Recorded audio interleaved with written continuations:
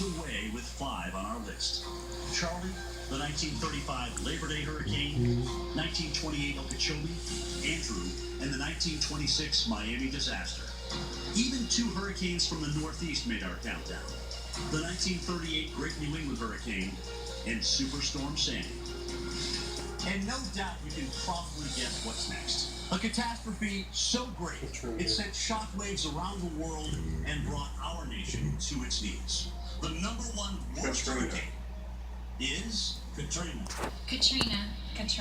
Yep, Katrina. It's gonna get a lot worse. Yep. Before it gets better. Number 1 is Katrina. I got this all on film.